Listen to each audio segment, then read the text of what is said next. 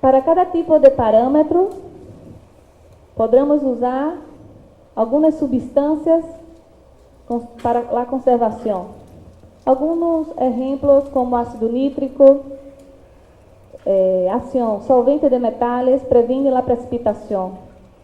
Aplicação, parâmetros de metais. Sempre que for fazer muestreo de água para avaliação de metais, o laboratório prepara o envase com ácido nítrico e outros.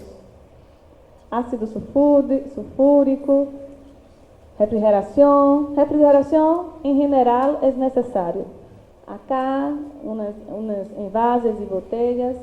Miren que hay la rótulo con los datos de código de punto, hora de colecta, hora de toma, parâmetro que ha ser analisado para que não haja cambio de muestra em laboratório. Hablé mucho sobre los laboratorios y ahora tengo que dizer da responsabilidade de los laboratórios de análisis del agua, de suelo, de sedimento, do que seja. Então, nós outros que trabalhamos com o meio ambiente, que estamos responsáveis por um monitoreo del água, temos que ter muita responsabilidade ao escolher um laboratório de análise. Não vamos solamente pensar em preço, porque muitas vezes os melhores laboratórios não têm baixo preço, porque para manter os padrões de qualidade de ISO 9000 e tantos outros, tem que fazer investimento muito grande.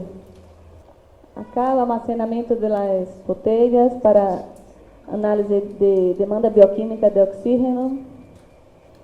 Bien, temos as informações de campo, de laboratório, as informações de campo, pero temos que agora interpretar os resultados do laboratório com o que vimos em campo. Então, há algumas informações importantes que traímos de campo para a oficina e vamos interpretar juntamente com o reporte do laboratório.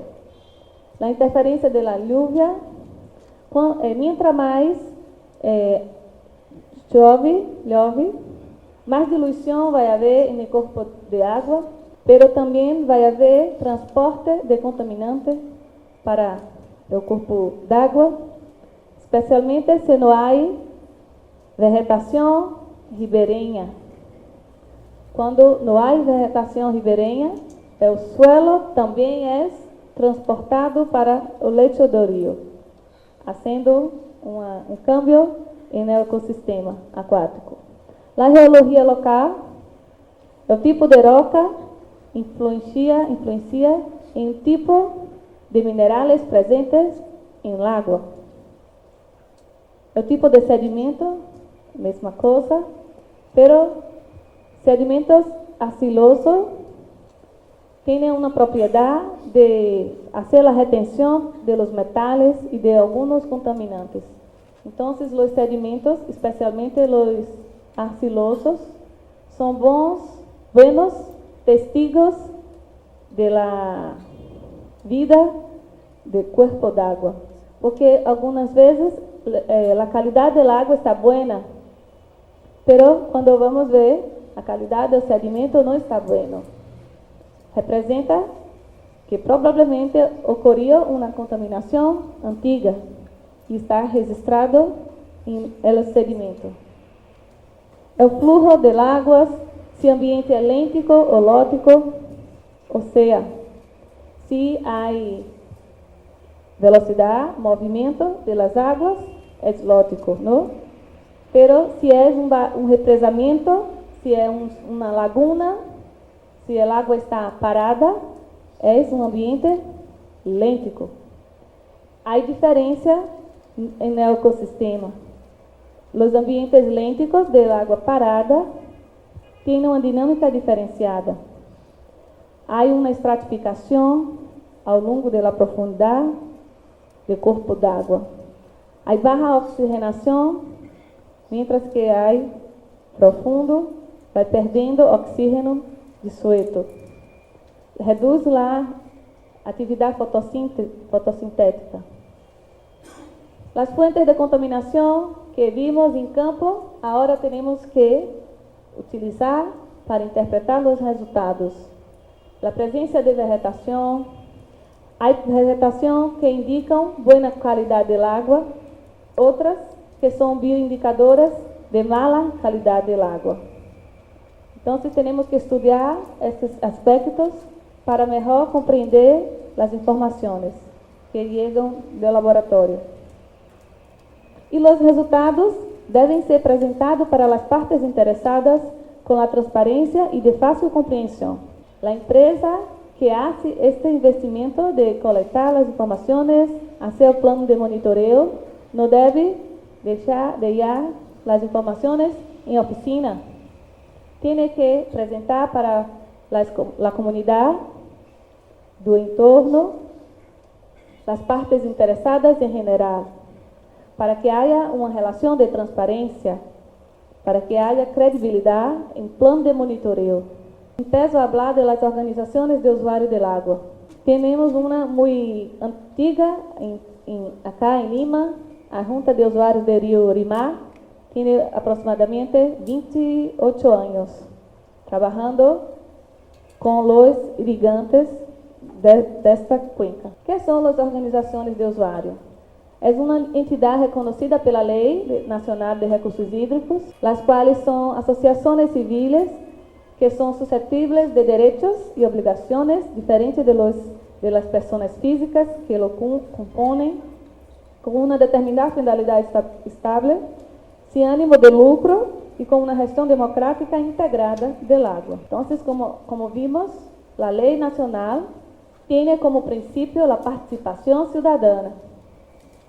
Entonces, los usuarios del agua tienen que se organizar para tener representación en las discusiones, especialmente porque va a haber la formación de los consejos de cuenca. Toda cuenca del Perú tendrá un consejo de cuencas y este consejo de cuencas tendrá la participación de los usuarios organizados, los irrigantes, representantes de la comunidad y tantos otros usuarios del agua. La ley peruana diferencia los usuarios de uso agrario y de uso no agrario. ¿Por qué da tanta importância para os usuários agrários, né? Agrário ou não agrário?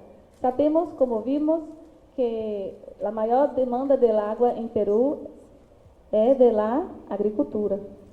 Então, creio que isto se dá por esta razão. Os usuários agrários e não agrários. Então, em la lei, vocês poderão ler com mais tempo, com mais cuidado, para compreender que seja comitê, comissões, juntas, conselhos. Conselho é mais grande, inclui toda a cuenca, e as juntas são juntas de usuários, irrigantes, comunidade civil. Comissões são mais pequenas e comitê bem pequeno. São níveis de organização de los usuários del agua, pela lei do Peru. Então, compreendendo que a lei peruana visa a participação cidadana, como foi dito também pela pessoa que falou do Ministério do Meio Ambiente, a importância da participação da população, temos que pensar também a importância de fazer plano de monitoreo participativo. Como também em Peru já há plano de recuperação participativa de cuencas. Há 5 cuencas prioritárias hoje em Peru. Vocês podem ver no sítio do Ministério do Meio Ambiente, outros do governo, mostra as informações principais destas cuencas e que está sendo feito. Por que fazer um plano de monitoreo participativo? Solamente porque o governo pede, o governo quer? Temos que pensar que as companhias han gastado grande quantidade de dinheiro em programas de monitoreo que pueden generar poca confianza en la comunidad. La mayoría de los programas de monitoreo son manejados verticalmente, recibiendo al público información que el público puede no entender. A veces, las comunidades llegan a tener conocimiento de los resultados de monitoreo tan tarde que pueden haber perdido la confianza en la compañía antes de recibir los resultados. Las observaciones diarias y la experiencia de esa gente local pueden ser tan importantes como las observaciones de los especialistas para desarrollar un entendimiento profundo de las condiciones locales. Entonces, tenemos muchos motivos para hacer un plan de monitoreo participativo. Pero tenemos que tener condiciones mínimas para esto. Tenemos que tener una buena disposición entre las partes para diseñar e implementar un programa. La comunidad tiene que estar receptiva, abierta para esta experiencia, la capacidad técnica para crear un programa confiable y los recursos financieros para sustentar el programa. La empresa no podrá divulgar un programa, involucrar a las personas de la comunidad si no tiene condiciones de mantener este programa, de sustentar este programa, de crear sustentabilidad. Y hay muchos modelos para involucrar la comunidad, modelos de participación, modelos donde la comunidad hace papel de vigilante comunitario o de observador. Otro tipo es a través de comité de monitoreo, otro a través de experto técnico independiente que hace esta relación de la empresa con la comunidad. Teríamos que tener más tiempo para hablar más sobre todo esto que estoy hablando, pero estoy hablando de forma puntual, porque tenemos un tiempo muy corto, ¿sí? También, para los planos de monitoreo participativo, tenemos que pensar en un modelo de gobernabilidad. ¿Quién va a hacer la gestión del plan? ¿La empresa contaminadora, por ejemplo? ¿El gobierno? ¿Una organización no gubernamental? ¿Quién va a tener esta responsabilidad? Depende de cada situación. Cuando hay confianza entre empresa y comunidad, muchas veces la propia empresa hace la gestión. Pero cuando no hay confianza, es necesario el gobierno o otro órgano asumir, hacer esta administración. Y también es necesario pensar en los modelos financieros, económicos, para tener sustentabilidad el programa. Muchas opciones de buscar recursos con municipalidad, gobierno en general, la propia empresa, fuentes financieras como Banco Mundial y otros. Va a llegar un momento de nuestro programa de monitoreo que ya hacemos las conclusiones y ya vimos que hay contaminación, que hay problema en la cuenca. Entonces, tenemos que pensar en acciones de recuperación. ¿Qué hacer para reducir, eliminar las fuentes de contaminación? También voy a hablar de forma objetiva una fuente de contaminación, de problema, de desequilibrio ecosistémico son los procesos de erosión y transporte de sedimento. Los factores que influyen en la erosión: la cantidad de anuales de lluvia y la distribución de lluvia en el año, la capacidad del suelo de resistir a erosión, la cantidad de suelo cubierto y protegido por vegetación, las características del vertimiento y las prácticas de gestión. Otra contaminación, otra fuente de degradación son las contaminaciones y eutrofización. Acá tem una foto del lago Titicaca, muy conocido de ustedes. ¿Cuáles son las principales fuentes de contaminación que podrán causar la eutrofización? Vertimiento de desechos industriales, desechos de basura y aguas residuales domésticas, contaminación por los residuos generados por la actividad agrícola, de ganadería, destrucción de la vegetación ribereña es otro problema que afecta a calidad del agua ocurre debido a la reducción de la tasa de infiltración del agua de lluvia en suelo, alta tasa de lixiviación, proceso de erosión y transporte de sedimento hacia el río, dispersión de los contaminantes y el deterioro de la calidad del agua.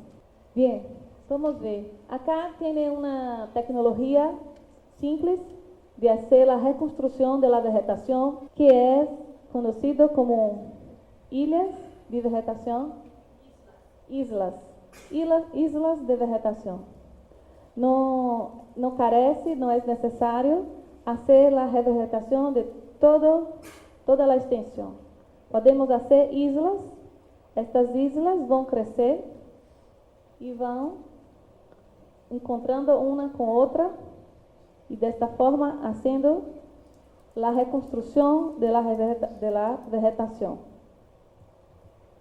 Es simple, podrá ser utilizada la propia mão de obra de la comunidad local, que podrá también ser vigilante y observar cómo está haciendo la adaptación de la vegetación, cómo está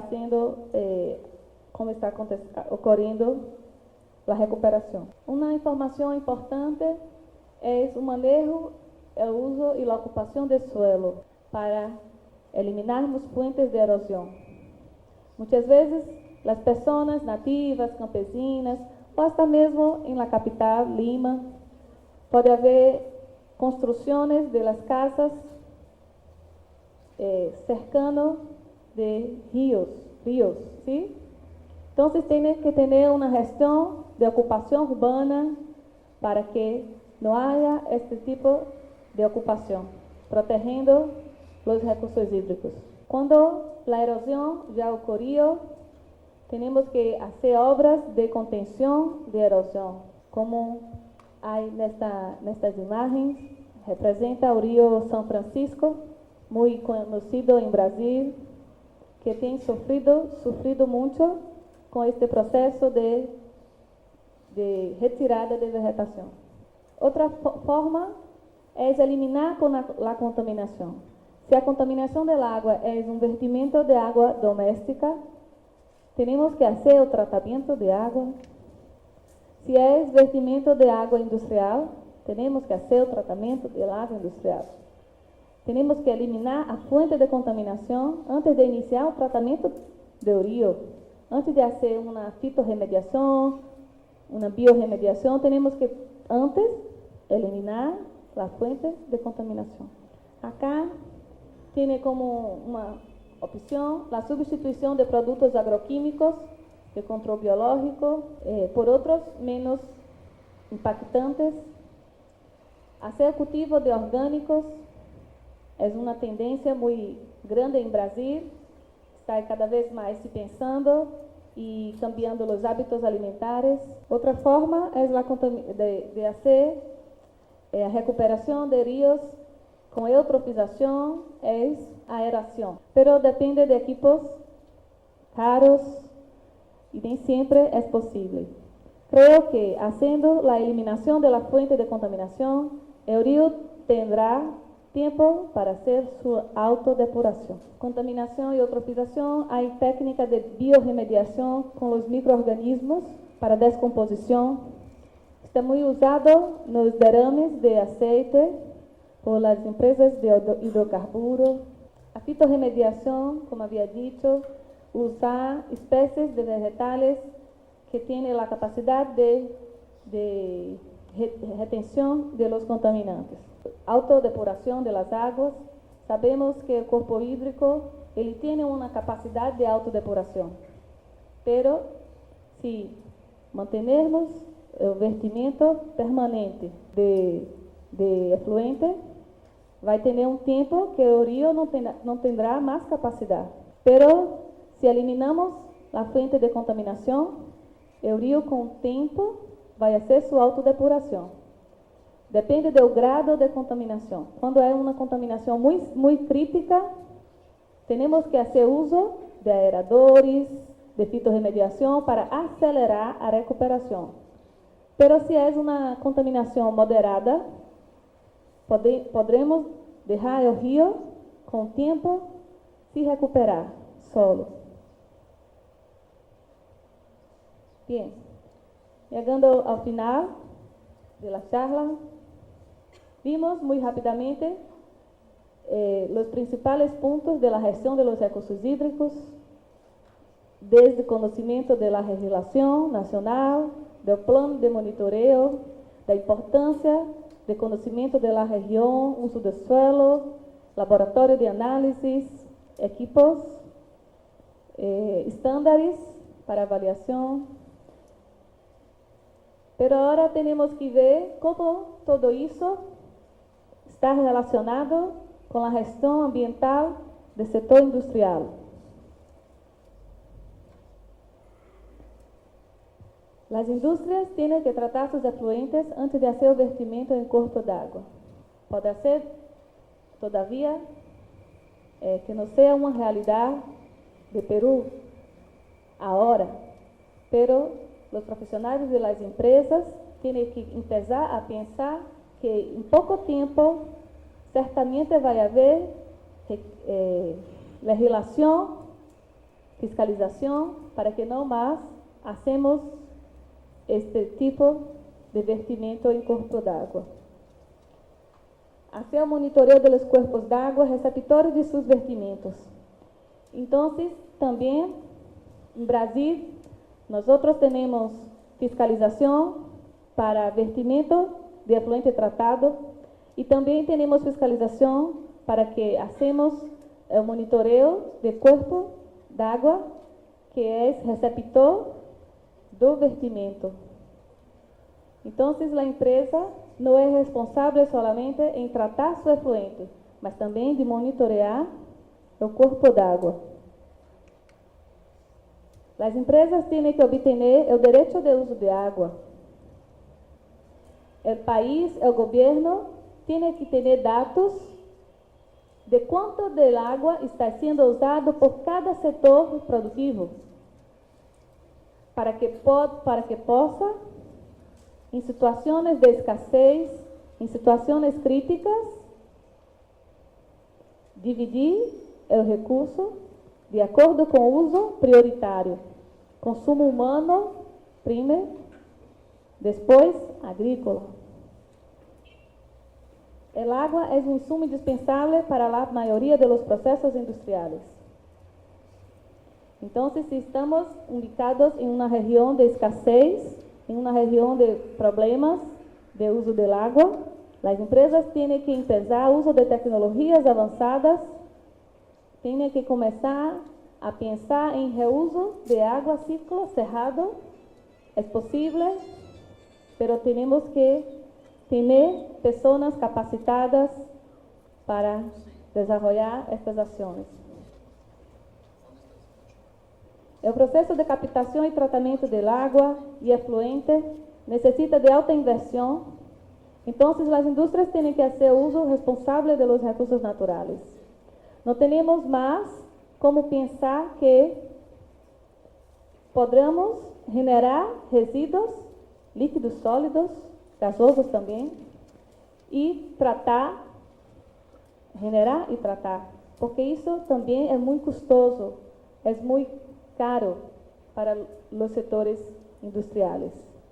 As indústrias estão percebendo que fazer a gestão correta do meio ambiente é interessante economicamente, porque quando diminuímos o consumo de água, diminuímos também o gasto com este recurso, com o tratamento da captação, com o tratamento do vertimento. É necessário fazer uso de tecnologias avançadas para a redução e reuso de água, ter participação no Conselho e Junta da Cuenca Hidrográfica, onde estão ubicados. Então, como disse, havia dicho, a lei peruana já tem a estrutura de organização de los usuários del água. Então, as empresas que estão ubicadas em cuencas hidrográficas com usos diversos também têm que ter representação nas discussões, nos conselhos, nas juntas. Para isso tem que ter personal preparado, técnico, para participar das discussões. Cumprir com os requerimentos dos órgãos ambientais. Em geral, as empresas têm que cumprir com os requerimentos dos órgãos ambientais. Então, há desafio muito grande para todos nós quanto à gestão adequada do meio ambiente, especialmente da água. É caminho que temos pela frente, pero é necessário para nós e para as futuras gerações, não? Assim que dissemos sobre desenvolvimento sostenible.